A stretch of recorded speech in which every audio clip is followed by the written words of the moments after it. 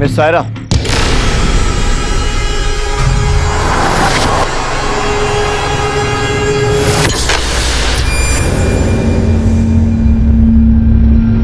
अब्बू आप? सायरा, तुम यहाँ हॉस्टल में? ये हो क्या रहा है? अब्बू वो अम्मी। आपकी सख्त जरूरत है एक पहेली को सुलझाने के लिए। मतलब कौन सी पहेली?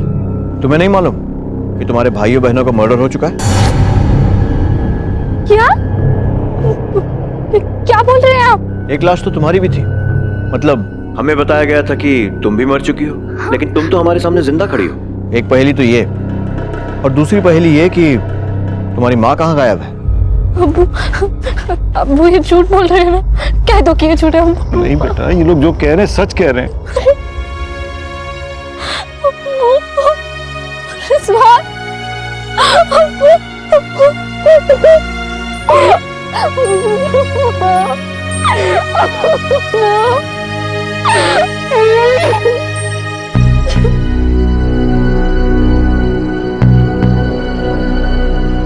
अगर अपने भाई बहनों की मौत का इतना ही गम है तो पिछले 20 दिन से तुम कहाँ थे?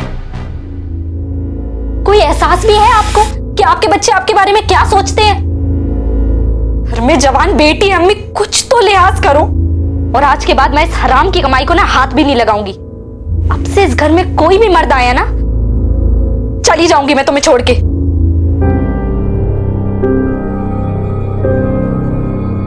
अम्मी को ये एहसास होना जरूरी है कि हर वक्त उनकी मनमानी नहीं सह सकती मैं 1 महीने तक घर नहीं आऊंगी और ना ही तुम लोगों से कोई कांटेक्ट करूंगी। ध्यान रखना।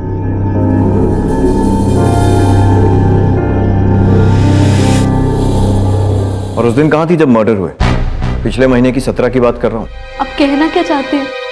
मैंने मारा मेरी छोटी बहन को, छोटे भाई को। माँ जैसी थी मैं उनकी। छोटी सी उम्र से उनकी जिम्मेदारी मैंने अपने ऊपर ले ली।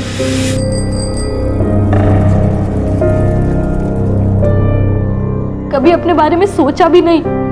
एक तरफ उनका ख्याल रखती थी, दूसरी तरफ अम्मी का। अब आप मुझ पे शक कर रहे हैं। क्या है ना सारा, हमें शक करने की तनख्वाह मिलती है।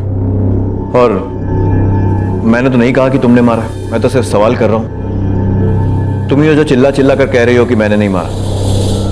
मैंने एक बार भी कहा कि तुमने मारा है? लेकिन आपके सवाल का रुख उसी तरफ जा रहा है। एक कहावत होती है, चोर की दाढ़ी में तिनका।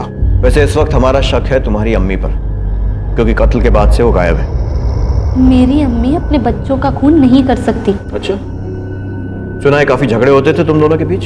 हाँ, होते थे, क्योंकि हमेशा वो अपनी जिम्मेदारियों से दूर भागती थी, हमेशा गलत रास्ता अख्तियार कर लेती थी, इसीलिए। तो इस बार गलत रास्ता किसने अख्तियार किया, अम्मी ने या तुमने? जब तुम्हारी लाश मिली तो हम सब लोग उल्लू बन गए थे। शक अम्मी पर गया, फिर पता चला कि तुम जिंदा हो। तो उससे क्या मतलब है आपका? किस पे शक करें, तुम्हारी अम्मी पे या तुम पे? मेरी अम्मी अपने बच्चों का खून नहीं कर सकती। देखो देखो अम्मी क्या लाई है। हाँ, चॉकलेट। सायरा बेटा, चॉकलेट मिल बांट के खाना, और अब से तुम्हें कुछ भी चाहिए हो अम्मी को बताना। ठीक है अम्मी। ये अंकल है ना, ये हमारी हर जरूरत को पूरा करेंगे। सायरा बेटा, अंकल और मैं अंदर कमरे में कुछ काम कर रहे हैं। ये दुपट्टा अम्मी यहाँ लगा रही है। अगर रिजू तुम्हें परेशान करे या कोई और भी आए ना बेटा, तो ये दरवाजा मत खटखटाना। जी अम्मी। काम खत्म होते ही हम ये दरवाजा खोल देंगे।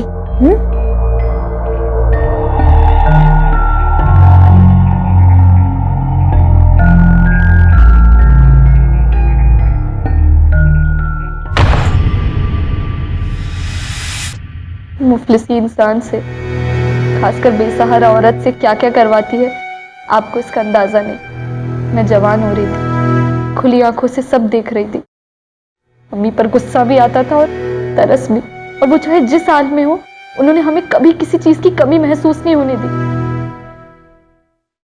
फिर एक दिन पागल हो गई हो या मुझे ब्लैकमेल कर रही हो?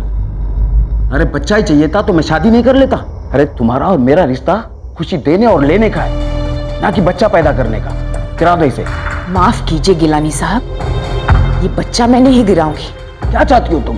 हाँ, सब कुछ तो दे रहा हूं मैं, फिर बच्चे को बीच में लाकर रिश्ता क्यों खराब कर रही हो?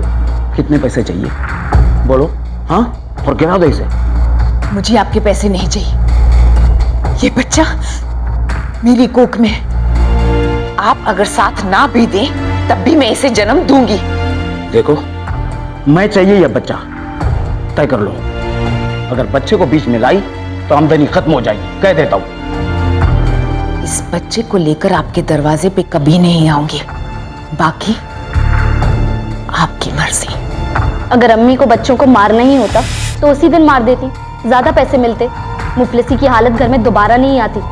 लेकिन उन्होंने बच्चे को जन्म देना जरूरी समझा।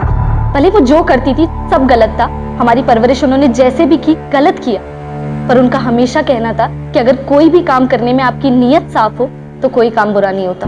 और जो औरत अपना जिस्म बेचने को राजी हो गई, उन बच्चों का कत्ल कैसे करेगी? तो फिर कहाँ है वो? अपने बच्चों से इतना प्यार करती हैं तो एक बार भी पलट कर खबर क्यों नहीं ली कि बच्चे जिंदा भी हैं या नहीं?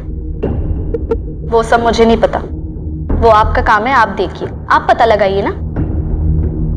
तुम्हारी अम्मी की जिंदगी मुझे एक बहुत दिलचस्प नॉवेल के जैसे लगी, और तुमने उसमें और भी कई दिलचस्प किस्से जोड़ दिए। और तहकीकात किस्से कहानियों के बूतों पर नहीं होती, फैक्ट्स के बेसिस पर होती है। और फैक्ट यह है कि कत्ल के बाद से तुम गायब थी, और तुम्हारी अम्मी भी। और फैक्ट ये भी है कि किसी ने मेरे पूरे खानदान को खत्म कर दिया, और आप तहकीकात करने की जगह किसी बेकसूर को इस सवालों के घेरे में खड़ा कर रहे हैं। मैंने आपको पहले ही बताया ना कि उस दिन मैं हॉस्टल में थी, आपको पता करना है, पता कर लीजिए। वो तो हम करेंगे, पहले तुम ये बताओ कि कादर कौन है? मकान मालिक है वो। उसी ने हमें गुमराह किया था, ये शिनाख्त करके कि उन 4 लाशों में से एक तुम्हारी है। तो वो आप उनसे पूछिए कि उन्होंने ऐसा क्यों किया। सारा बहुत कम लोग होते हैं जो पुलिस के सामने टूटते नहीं हैं, तुम उनमें से एक हो। हमारे हर सवाल का जवाब ऐसे दे रही हो जैसे ये कोई तहकीकात नहीं बल्कि मुकाबला हो। जिसकी जिंदगी सवालों से जूझने में गई हो, वो सवालों से क्या डरे साहब। नीयत साफ है मेरी। मकान मालिक और किराएदार का रिश्ता कितना गहरा था? जितना एक किराएदार और मकान मालिक का होता है उतना। इंटरेस्टिंग। अब जब तुम सब कुछ जानती हो तो ये भी बहुत बेहतर तरीके से जानती होगी कि हमारी परमिशन के बिना शहर छोड़कर नहीं जा सकती। जी, अब मैं जाऊं?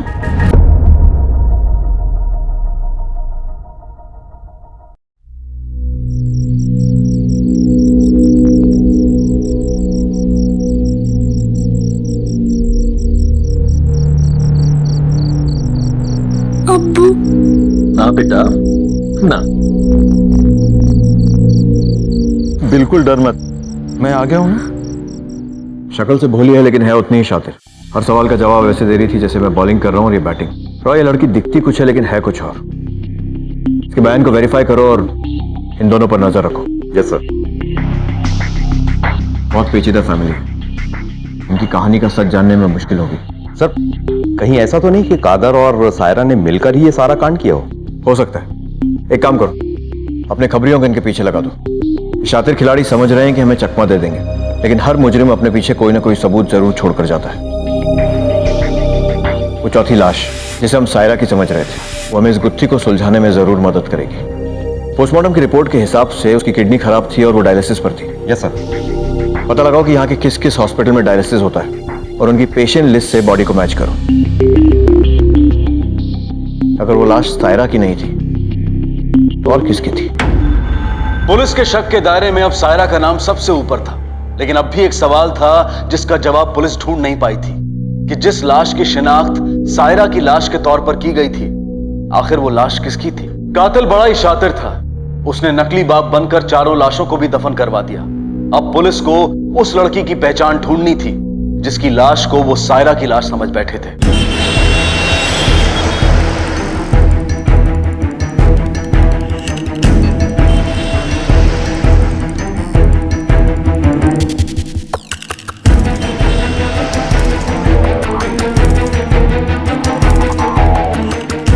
सर, मैंने सभी हॉस्पिटल से डायलिसिस वाले पेशेंट्स की लिस्ट ले ली है। पूरे लखनऊ में 4 पेशेंट्स ऐसे हैं जो हमारी विक्टिम की आइडेंटिटी को मैच करते हैं। उनके फोटो और एड्रेसेस हैं हमारे पास। मैं उनमें से विक्टिम को आइडेंटिफाई करके आपको रिपोर्ट करता हूं। सर,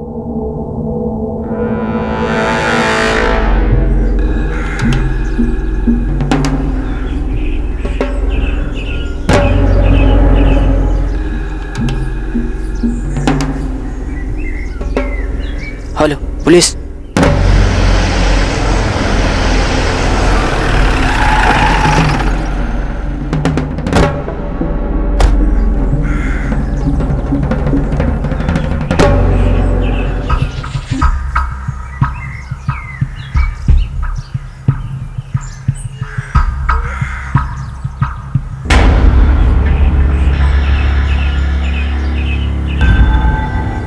ये तो सायरा की अम्मी है। ये कहानी तो फिर से उलझ गई। एक काम करो, बॉडी को फौरन पोस्टमार्टम के लिए भेजो। सर हमारा शक तो शबनम पर था, अब जिसे हम कातिल समझ रहे थे वो तो खुद ही कत्ल का शिकार हो गया। शबनम की लाश ने पुलिस को भी हैरत में डाल दिया था। उसकी मौत ने उसे शक के दायरे से बाहर निकाल दिया था। अब सिर्फ सायरा ही थी जिस पर पुलिस की नजरें टिकी हुई थी, लेकिन उसके खिलाफ कोई ठोस सबूत पुलिस के हाथ नहीं लग रहा था।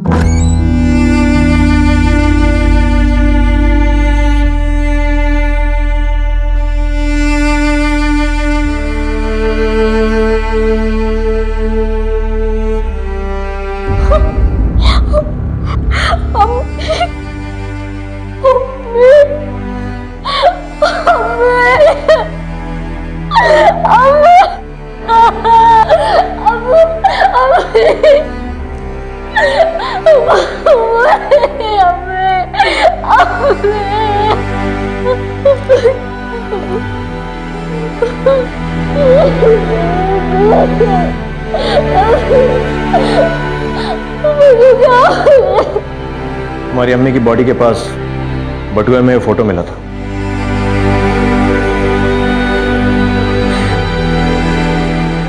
मैंने कहा था ना आप लोगों से कातिल को ढूंढिए, लेकिन आपको मुझ पे शक करने से फुर्सत मिले तब ना। सायरा 5 कत्ल हुए हैं। हमारे शक के दायरे में हर वो शख्स है जो इस कहानी में शामिल है। आप अब भी मुझ पर शक कर रहे हैं? मैंने ऐसा बिल्कुल नहीं कहा। सबके सब खत्म हो गए सिवाय मेरे और अब्बू के। वही तो राज की बात है सायरा, और यही गुत्थी हमें सुलझानी है। और यकीन मानो कातिल बहुत जल्द पकड़ा जाएगा। खुदा हाफिज। बस बस बस।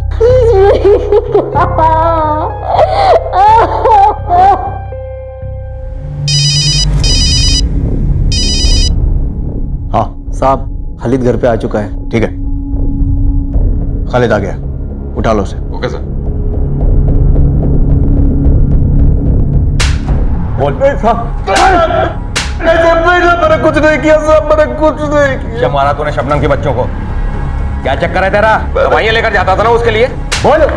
साहब मैं जब भी जाता था दवाई लेकर जाता था साहब, उसको लीवर की बीमारी थी साहब, मैंने कुछ नहीं किया। जब तक पेट भर के मार नहीं खाएगा सच नहीं बकेगा तू। वो किससे चक्कर था? शबनम से कि उस बेटी से? शबनम साहब, शबनम से?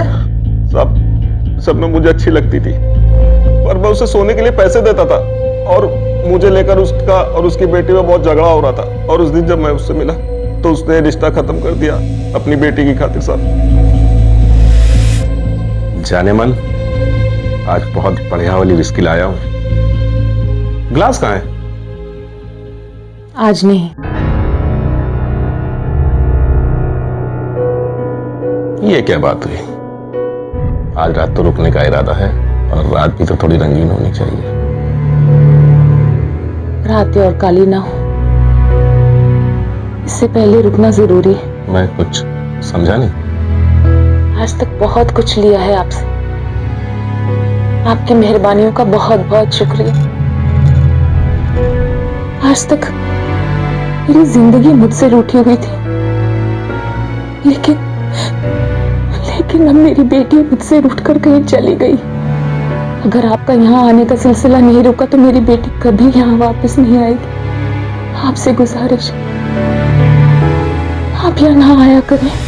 तो इसीलिए तूने शबनम के बच्चों को मार डाला? मैं क्यों मारूंगा साहब? शबनम से मेरे जिस्मानी ताल्लुकात थे, लेकिन दिल का रिश्ता नहीं। एक दिन मुझे पता लगा उनका मर्डर हो गया साहब। मैं डर गया, बहुत डर गया साहब, और डर के मारे भाग गया साहब। बहुत मजे कर लिए तूने, अब यहाँ मजे कर। सर, ये रही शबनम की पोस्टमार्टम रिपोर्ट। उसका मर्डर भी उसी दिन चंद घंटों पहले हुआ है जिस दिन उन 4 बच्चों का। या तो ये दोनों मर्डर्स एक ही आदमी ने किए हैं या फिर दो अलग अलग लोगों ने, लेकिन जो भी है इसमें सायरा का कुछ ना कुछ तो हाथ है। हमारा एक खबरी है ना उसके पीछे। Yes sir.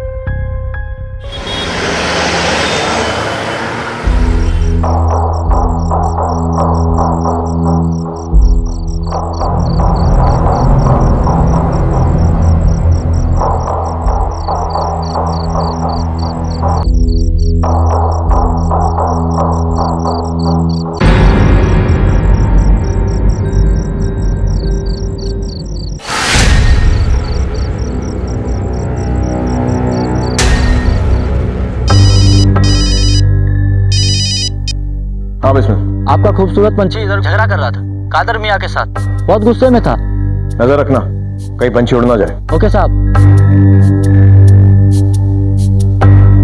जितना कॉम्प्लिकेटेड माँ का किरदार है उससे भी ज्यादा कॉम्प्लिकेटेड बेटी का। उलझा के रख दिया दोनों ने। और पता ये लगाना है कि जो सायरा की लाश बनकर वहां पहुंची थी वो कौन है।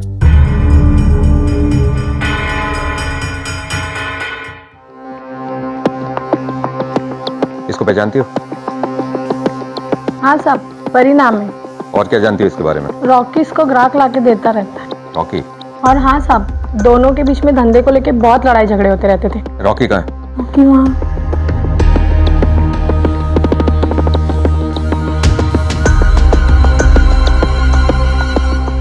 रॉकी?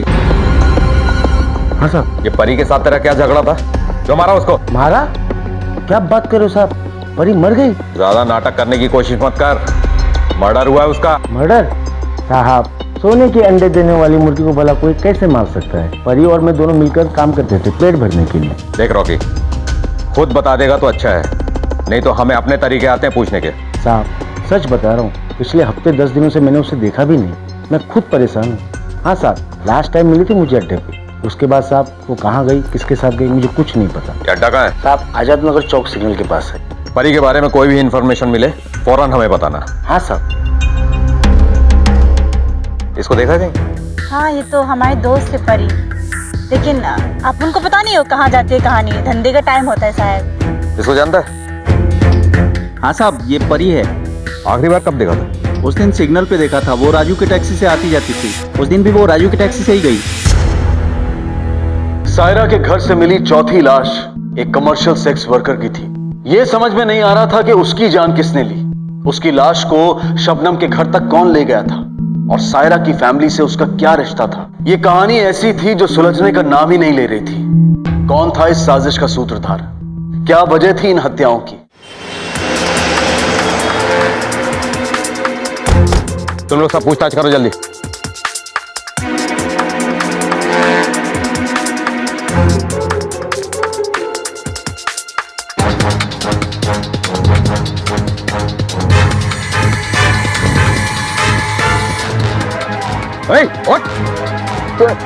क्या पुलिस? क्या सर? ये तेरी गाड़ी है ना? क्यों क्या हुआ सर? अबे बाहर निकल, बाहर निकल। सर क्या हुआ बताइए। चल चल चल बताते हैं तुझे।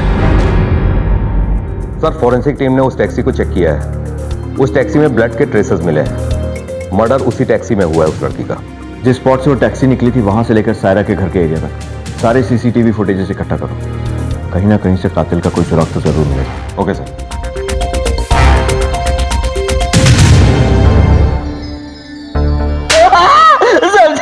साहब जी मैंने कुछ नहीं किया साहब जी, हम तो टैक्सी चलाते हैं साहब जी, ऐसा वैसा कोई काम नहीं करते हैं। बहुत सीधा है तो पिछले महीने की 17 की रात को तेरी टैक्सी में एक औरत बैठी थी, परी नाम था, धंधे वाली थी।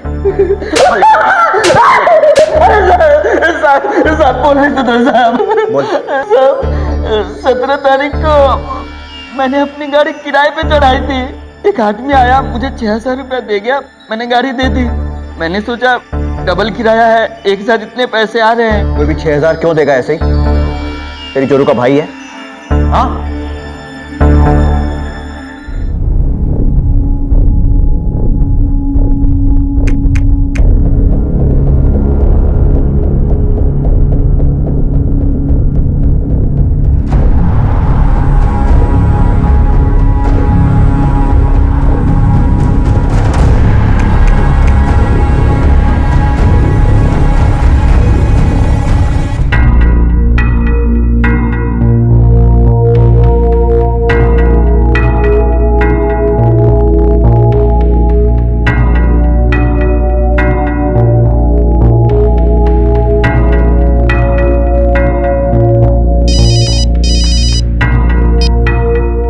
हाँ बिस्मिल। साहब जी, आपकी खूबसूरत पंछी किसी और मर्द के साथ उड़ने लगी है। बिस्मिल, हर समय शायरी मत किया कर। नया कबूतर कौन है पता लगा।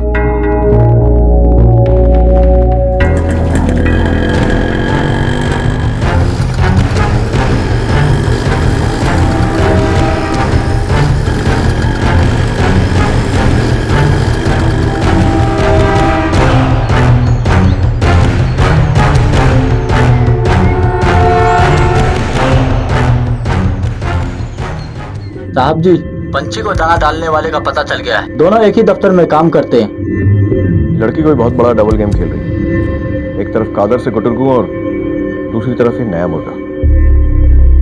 नजर रखो। मेरा चश्मा कहाँ रख दिया? मेरा चश्मा कहाँ रख दिया? ओहो, ये सायरा भी ना आजकल दिमाग नहीं ठिकाने उसका, कहीं भी कुछ भी रख देती है।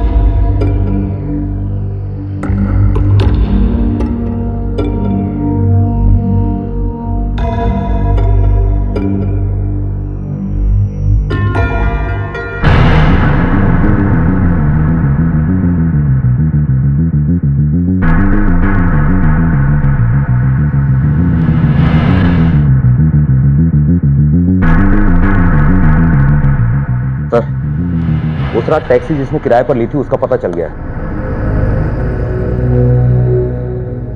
ये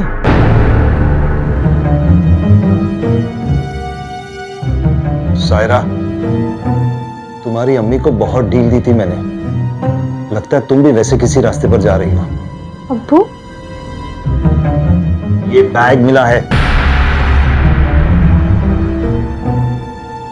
आप भी मुझ पर इल्जाम लगा रहे हैं? अब तक सिर्फ सवाल किया है, इल्जाम नहीं लगाया। और कहीं से भी आया हो आपको क्या? वैसे भी इतने बरस हमने मुफलिसी में गुजारे हैं जब आप जेल में थे। तुम दो अलग बातों को एक साथ रख रही हो। मैंने जो किया गुस्से में किया, काबू नहीं रख पाया। लेकिन ये पैसे? वाह अब्बू वाह, आप अपने गुस्से पर काबू नहीं रख पाए, अम्मी अपनी शराब पर काबू नहीं रख पाई, और इन सब में भुगता किसने? हमने। हमारी बर्बादी का सिलसिला तो तभी से शुरू हो गया था। और अब मैं क्या काम करती हूँ, कहाँ काम करती हूँ, उससे आपको कोई लेना देना नहीं है। अपने अब्बू से ऐसे बात करोगी? कहाँ कहाँ गई वो सायरा जो अपने अब्बू के साथ दरगाह जाना चाहती थी? मर गई वो सायरा।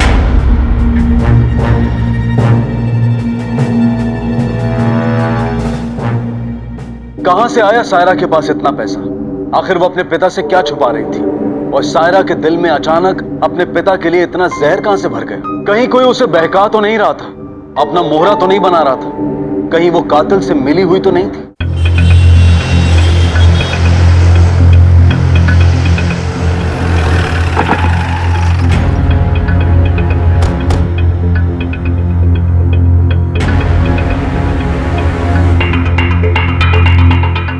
घर तो खुला है, ठीक से चेक करो।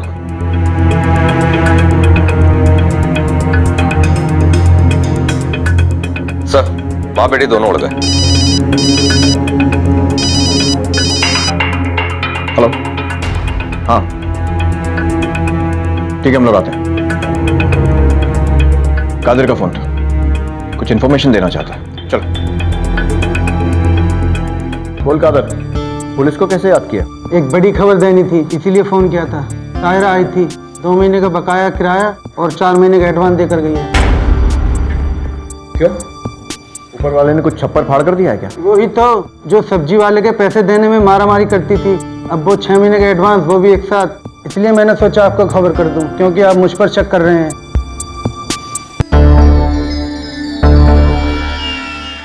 रॉय, सायरा हाथ से निकलनी नहीं चाहिए। इस कहानी को वही पूरा करेगी, वही सुलझाएगी हर पहेली।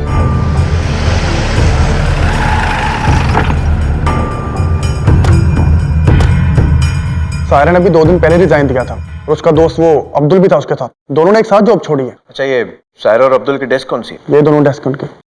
सर्च करो।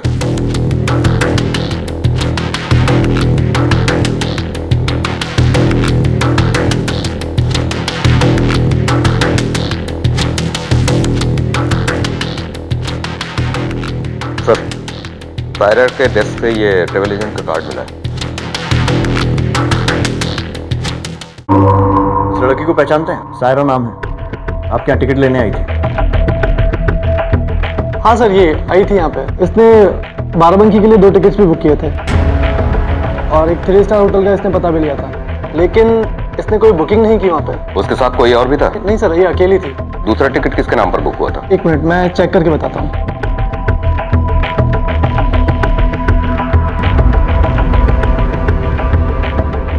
ये देखिए सर।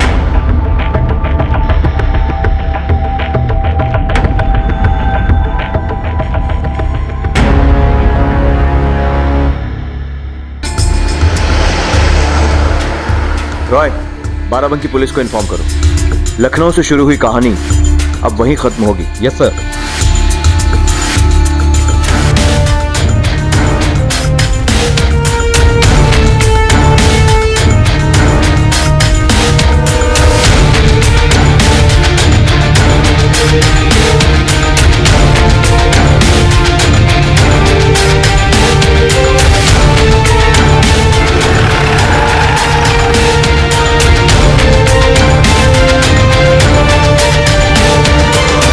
इस लड़की को पहचानती हो?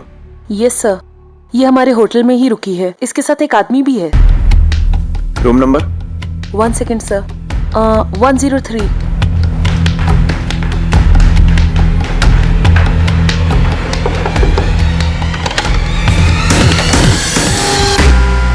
सायरा, आप लोग लेके क्या चलो। कर रहे हैं? क्यों? क्या? चलो, जा। बताइए जरा, सब कहाँ लेके जा? अब्दुल और सायरा की गिरफ्तारी ने इस मामले को एक नई दिशा दी थी। क्या अब्दुल और सायरा ने ही ये सारे कत्ल किए थे? क्या अब ये गुत्थी सुलझने वाली थी या फिर षड्यंत्र का कोई नया पन्ना खुलने वाला था? और आगे जो सच सामने आया वो पुलिस की कल्पना से भी परे था। क्या बात कर रहे हैं आप लोग? मैंने कोई खून नहीं किया है। मैंने तो सिर्फ अब्दुल से निकाह किया है। वो कोई गलत तो नहीं है ना, कोई गुनाह तो नहीं है ना? प्यार करती हूँ मैं उससे। प्यार करना गुनाह नहीं है, लेकिन अपने परिवार को मारना गुनाह है। और तुमने तो अपने अब्बू को भी गायब कर दिया। अब्बू गायब है?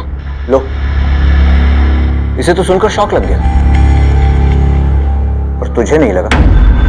तूने गायब किया है ना उस्मान को? मैं क्यों किसी को गायब करूंगा सर? मेरी कोई दुश्मनी थोड़ा है सारे खानदान से। किसकी दुश्मनी? हाँ, बोलेगा या फिर बोलने वाला तोता मंगवाऊं एक मिनट रुक, लेकर आओ।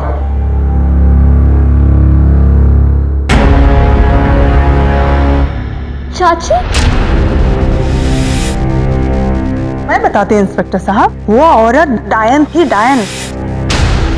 सायरा, तुम्हारे ये शौहर तुम्हारे अब्बू के साथ जेल में रह चुके हैं। तुम्हें तो शायद मालूम ही नहीं होगा कि तुम्हारे इन शौहर जनाब का रिकॉर्ड कितना रंगीन है। बहुत सारे केसेस दर्ज हैं इस पर, खून के भी।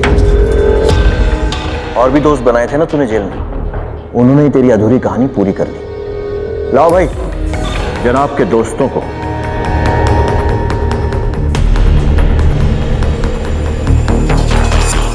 ये नकली उस्मान बनकर आया था। तुम ही उन बच्चों के पिता? हाँ साहब। 2 थप्पड़ लगाया और सारा सच उगल दिया। किसी ने हमें बताया कि सदरौना से कोई तुझे पैसे दे रहा है, और सदरौना का नाम आते ही हम फौरन समझ गए कि इस सब के पीछे किसका हाथ हो सकता है।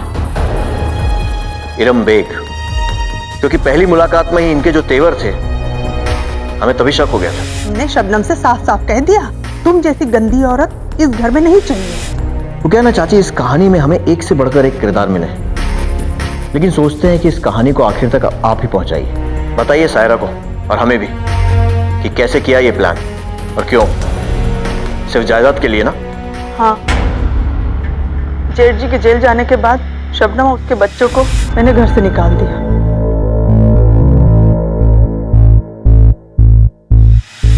हम बहुत खुश थे, सारी जायदाद हमारी हो गई थी। एक दिन वकील साहब आए, जब पता चला कि वसीयत में सिर्फ बच्चों के नाम है, मेरे मन में अंगौर सी लग गई। मैंने सारा काम अब्दुल को सौंप दिया। इसने पैसे पूरे तो लिए, लेकिन काम पूरा नहीं किया। बाद में पता चला सायरा जिंदा है। अस्सलाम वालेकुम। जी वालेकुम अस्सलाम। अब्दुल उल्लू बना गया आपको? सायरा मरी नहीं, वो जिंदा है। अब्दुल की सायरा के साथ अय्याशी चल रही है। कत्ल का मामला तूल पकड़ रहा था, इसलिए मैंने राजू को नकली बाप बनाकर भेजा ताकि लाशों को दफन कर सके। मैंने पता कर लिया था यहाँ दोनों कौन सी लॉज में हैं, वहीं इन दोनों को मरवा देती अगर पुलिस हमसे पहले नहीं पहुंचती तो। चाची जी, लाशें दफन करने से सच दफन नहीं होता। वाह चाची 420। बेकार की बात बंद। चल अब तुम मुंह खोल, या फिर मैं खुलवाऊं? सब तो बता दिया सर, मैं क्या बताऊं अभी? जब पैसे पूरे लिए थे तो सायरा को छोड़ा क्यों? प्यार हो गया था सर सायरा से। पहली बार उसको देखा था तो झुंझुनी बज गई थी मेरे अंदर।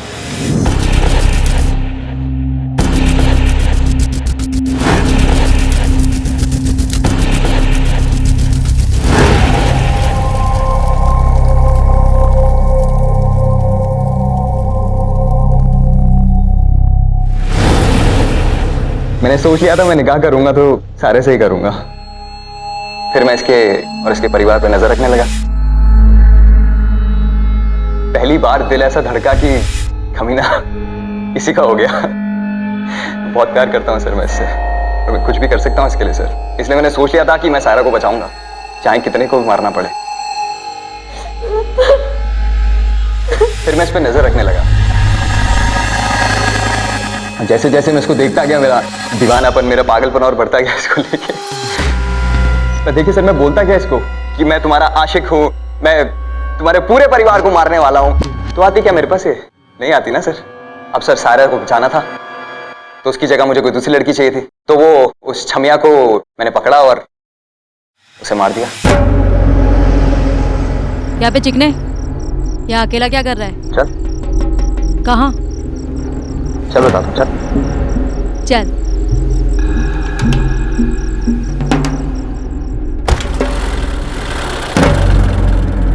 हे राजा, तूने मुझे बिठा तो लिया, पर तूने पूछा तो नहीं कि मैं एक रात का कितना लूंगी? जहाँ ले चल रहा हूँ वहाँ चुपचाप चल ले, समझी? अच्छा, हम जा कहाँ रहे हैं? चुपचाप बैठी रहना। क्यों, पूरी रात का इरादा है क्या? देख, इरादा तो बहुत कुछ है, लेकिन अभी जहाँ लेके जा रहा हूँ वहाँ चुपचाप चल ले बस। तो जैसे घटिया औरत के मैं मुंह तक ना लगूं, समझे? साइड में लगा। अभी की अभी गाड़ी रोक और साइड में लगा। रोक। फिर उसे सायरा के कपड़े पहना के उसके घर में डाल दिया।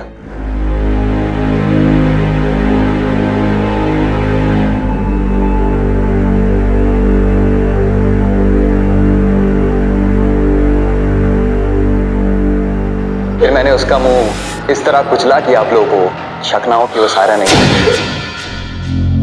अगर इतना ही प्यार करता है इससे तो शबनम की बॉडी क्यों गायब की? शक तो सायरा पर आ गया ना। जब मैंने उन बच्चों को मारा ना सर, तभी मैंने सोच लिया था कि माँ को गायब कर देता हूँ ताकि आप लोगों का सारा शक माँ पे जाए। और उन मासूम बच्चों को मारने के बाद उन्हें वहां पर बैठकर तरबूज खाए। थक गया था ना सर। आप बताइए, एक लाश को उठा के गाड़ी में डालो, दूसरी को घर पे डालो, 3 बच्चों को मारो, उनका सर कट चलो। थक जाते हैं सर। जान लेना आसान काम नहीं है, इसलिए खाए सर, और कोई मतलब नहीं है। फिर उसके बाद मैंने चाची 420 से पैसे लिए और चला गया सर। हाँ, फिर मैंने सायरा के ऑफिस में नौकरी कर ली ताकि उसे अपनी थोड़ी नजदीकियां बढ़ा सकूं, उसका दिल जीत सकूं।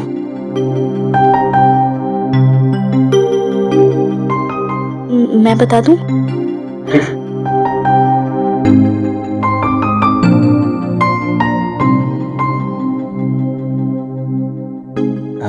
हाँ, आप बहुत अच्छे हैं। आज के टाइम पे कौन किसकी मदद करता है? ये फैमिली आपकी? ये मेरे भाई बहन थे मतलब अब नहीं रहे। सॉरी, मैं समझ सकता हूँ जो अकेला होता है उस पर कैसी बीतती। मैं भी अनाथ हूँ। एक बार प्यार हो जाए सर तो उसके लिए जान लेना जान देना सब जायज़ है सर। और इसीलिए तूने उस्मान की जान ली। उस्मान को पता चल गया था तुम दोनों के बारे में, और वो तेरी असलियत भी जानता था। हाँ सर। अरे चाचा कैसे हैं? अब्दुल, तुम यहाँ कैसे? मैं तो आप रिहा कब हुए? तुम्हारे रिहाई के 2 हफ्तों बाद। अच्छा लगा आपसे मिलके। क्या कर रहे हो आजकल? मैंने एक नौकरी ज्वाइन कर ली है। अच्छा, मैं जल्दी में हूँ, फिर मिलता हूँ, ठीक है?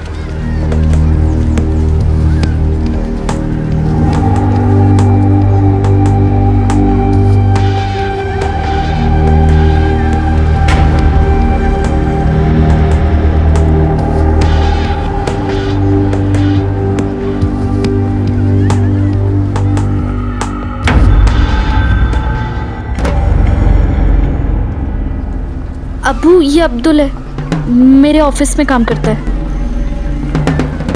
और मुझे लगा कि उस्मान को थोड़ा जरूरत से ज्यादा ही पता है, और कहीं वो सायरा को बता ना दे तो सारा बना बिना खेल बिगड़ जाएगा। तो मैंने शादी की प्लानिंग करी और सायरा को लेके बाराबंकी चला गया। फिर सायरा को उसके बाप के खिलाफ उसके कान भरता गया। सर क्या किया तूने उस्मान के साथ?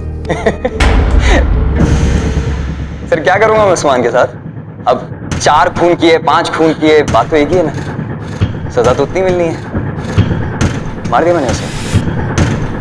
तुम यहाँ क्या कर रहे हो? चाचा मैं आपसे मिलने आया हूँ। सायरा से दूर रहो, वरना मैं उसे तुम्हारे बारे में सब कुछ बता दूंगा। आप क्यों परेशान हो रहे हैं? मैंने फैसला किया है, मैं ही सायरा को सब कुछ बता दूंगा। मुझसे प्यार का नाटक करके तूने मेरे परिवार को ही खत्म कर दिया। हाँ? क्यों? क्या छोड़ दिया मुझे? सायरा अकेली कहाँ हो तुम? मैं हूं ना तुम्हारे साथ। सायरा मत रो। एक मिनट यार, बीवी हो मेरी। सायरा कैसा दरिंदा है तू? रिश्ते, नाते, इंसान की जान, किसी चीज की कोई कीमत नहीं है ना तेरी नजर में? कहते हैं दुनिया में हर फसाद के 3 कारण होते हैं, जर, जोरू और जमीन। और इस केस में ये तीनों ही कारण सामने आए थे। उस्मान का आवेश में आकर उठाया हुआ एक कदम उसके पूरे परिवार को बर्बाद कर गया। लालच ने इरम के होश छीन लिए और उसने इतने बड़े अपराध को अंजाम देने का फैसला कर लिया। सायरा के लिए अब्दुल के जुनून ने इश्क के नाम को रुस्वा कर दिया। इरम के इस लालच का सिला उसे क्या मिला? अब्दुल की आशिकी ने उसे क्या दिया? लालच और गुनाह का रास्ता कभी किसी को कुछ नहीं देता सिवाय दर्द और आंसुओं के। अब मैं अनूप सोनी आपसे विदा लेता हूं। फिर मुलाकात होगी अगले एपिसोड में और खुलासा करेंगे एक और जुर्म का। तब तक अपना और अपने परिवार का ख्याल रखें और देखते रहें क्राइम पेट्रोल डायल 100। सबक एक को सीख हम सबको। जय हिंद। इस तरह के और भी एपिसोड देखने के लिए हमारे चैनल को सब्सक्राइब करें और बेल आइकन दबाना ना भूलें।